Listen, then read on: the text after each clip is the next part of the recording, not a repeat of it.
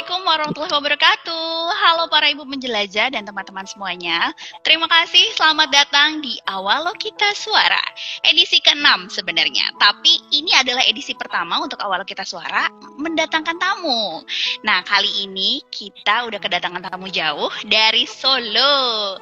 Ada Mbak Desi Irawati. Halo Mbak. Apa kabarnya Mbak? Halo. Alhamdulillah baik, luar biasa. Tetap bersemangat. Alhamdulillah. Allahu Akbar.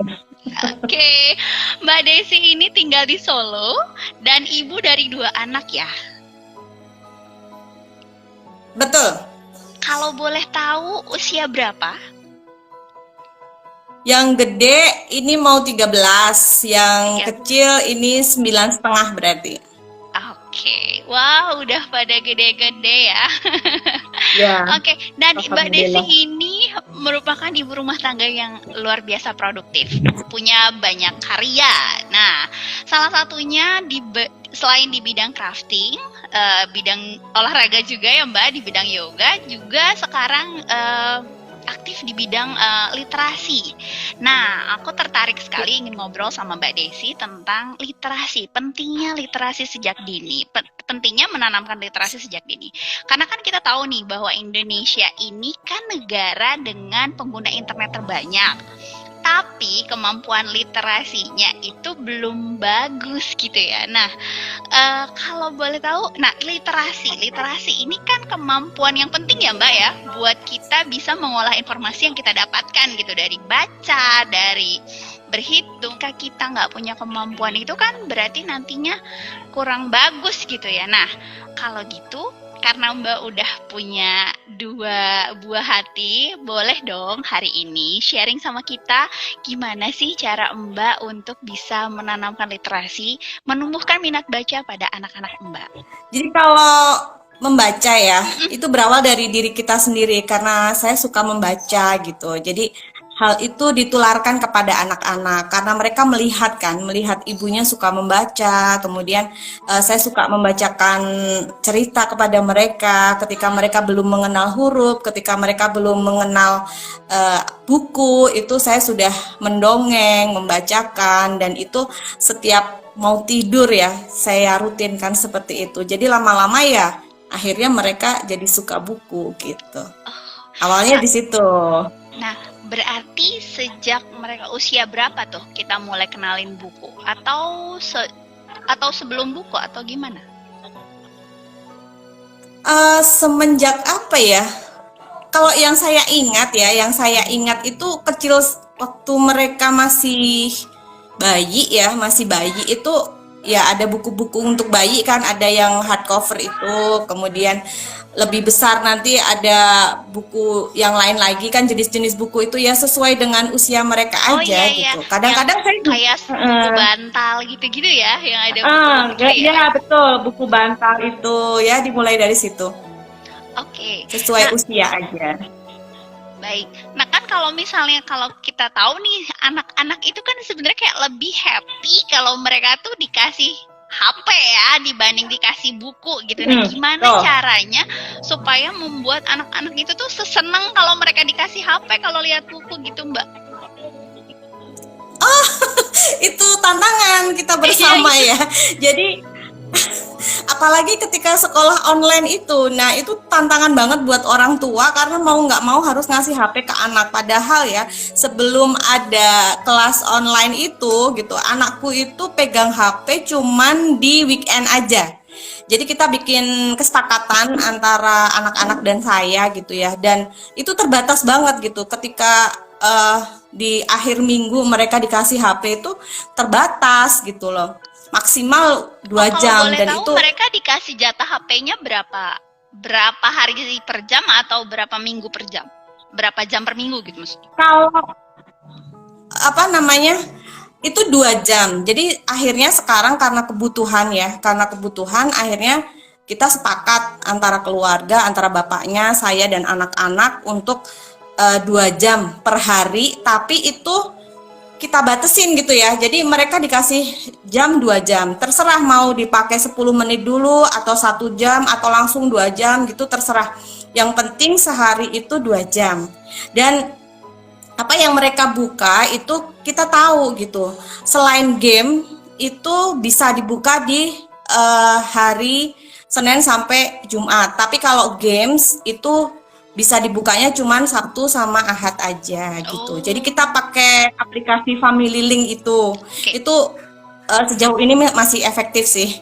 Oke, Gitu. nama aplikasinya adalah Family Link untuk bisa ngontrol apa aja, membatasi jumlah dan juga Ya, mengontrol yang apa anak-anak aja buka. ya.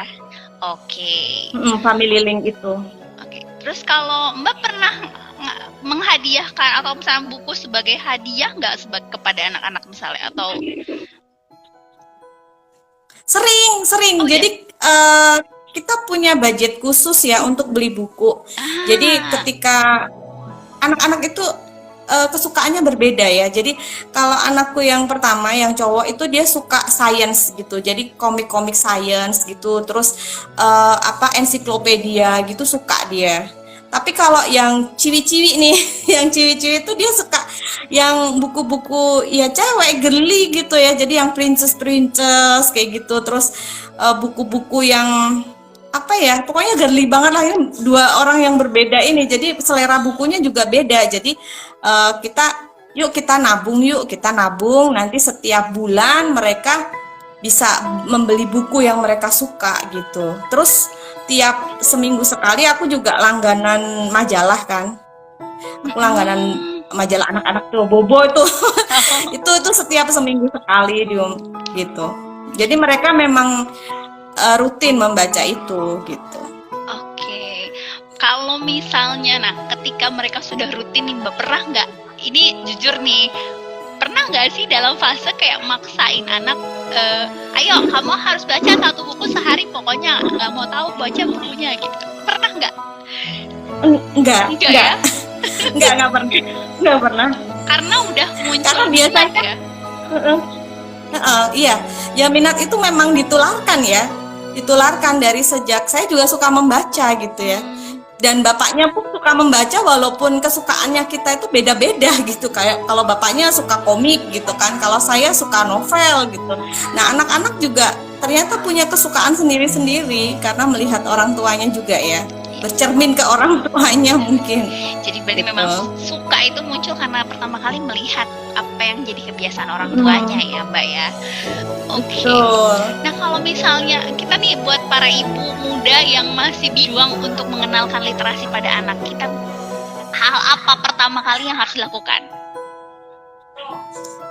Ya, ini dulu. Kitanya dulu Suka ya, dulu. berarti kitanya dulu Ibunya ya. suka dulu.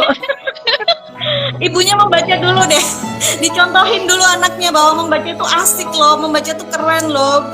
Membaca itu jendela ilmu. Kamu bisa mendapatkan ilmu ini dari membaca kayak gitu-gitu. Nanti mereka juga masa sih gitu. Iya, yuk kita baca bareng-bareng yuk gitu. Kalau aku gitu. Jadi aku seneng gitu kan, aku baca ensiklopedia pun aku seneng kan. Jadi kita baca bareng yang ensiklopedia anak-anak tuh. Memang bukunya agak mahal ya harganya, cuman di dalamnya itu keren banget. Di situ ada gambar warna-warni, kemudian ada penjelasannya. Ketika mereka belum bisa membaca, yang membacakan aku gitu loh. Jadi ini loh pengetahuannya seperti ini, kayak gitu-gitu. Jadi ketika anak belum bisa baca, ya itu kitanya yang membacakan ya. Kita mengenalkan ya, Mbak. Betul. Gitu. Oke, oke. Kalau boleh nih berbagi tips mungkin Mbak buat kita-kita nih apa ya, hal-hal apa aja sih yang bisa kita lakukan biar anak-anak mungkin bisa lebih suka gitu sama buku, nggak yang anti gitu ngeliat buku tuh aduh nggak menarik gitu, kira-kira apa aja ya Mbak? Atau bikin games, apa ya, pohon literasi namanya. Pohon literasi itu ketika kita membaca satu buku, maka kita tulis di kertas, kemudian kita gantung ke pohonnya itu. Nanti lama-lama ketika mereka membaca banyak, pohonnya kan akan rimbun. Nah, kita kasih reward ke mereka. Wah, ternyata pohonnya sudah rimbun. Kamu mau hadiah apa? Wah, pasti mereka akan suka sekali. Wah, Karena memang ada 4 hal yang tidak bisa ditolak oleh anak ya. Yang satu bermain, bermain. yang kedua yang kedua adalah hadiah. Hadiah. Yang ketiga adalah kejutan, ya. Kejutan. Yang keempat adalah dongeng. Ah, dongeng Empat ya. hal yang tidak bisa ditolak. Nah, Kalau bicara dongeng, berarti ini juga jembatan untuk bisa mengenalkan mereka pada buku ya, karena Betul. membacakan dongeng itu tadi ya, Mbak. Mm-mm, mm-mm. Dengan itu aku sampai ikut ya, di waktu itu ada tantangan 30 hari menulis dongeng gitu ya. Terus akhirnya berimajinasilah dengan itu. Setiap hari aku harus menulis tentang dongeng dan setiap mau tidur aku bacakan lagi dongeng itu kepada anak-anak dan itu bisa menjadi apa ya, semacam kebiasaan baik ya selama 30 hari itu dan kita menjadi sangat produktif dengan itu gitu. Mau nggak mau otaknya harus berpikir kan gitu. Kita dongeng apa ya hari ini? Besok dongengnya apa ya gitu. Oke. Seperti itu sih. Oke. Wah, terima kasih sekali Mbak Desi sudah mau berbagi bahwa sebenarnya yakin ya bahwa sebenarnya anak-anak juga bisa optimis literasi kita, anak-anak generasi kita bisa membaik supaya kedepannya generasi Indonesia bisa jadi lebih pintar literasi ya gitu ya Mbak. Dan itu berawal dari kita ya, ibu-ibunya dan para orang tuanya Betul. terutama ya. Oke, Mbak Desi, Ya. mungkin ada kata-kata terakhir atau mungkin closing statement buat para ibu-ibu dan juga teman-teman yang sekarang lagi menyimak obrolan kita sore ini. Hai para ibu, berbahagialah dengan apa yang kamu miliki, bersyukurlah dan tularkan kebahagiaanmu kepada anak-anak karena dirimu adalah perubah peradaban dari dalam rumah. Sip. Wah, Terima luar kasih. biasa sekali. Terima kasih, sangat menginspirasi Mbak Desi. Terima kasih banyak atas waktunya. Dan buat para ibu dan teman-teman semuanya juga, terima kasih telah menyimak Awalo Kita Suara episode kali ini. Sampai jumpa di Awalo Kita Suara episode selanjutnya. Dah, assalamualaikum warahmatullahi wabarakatuh.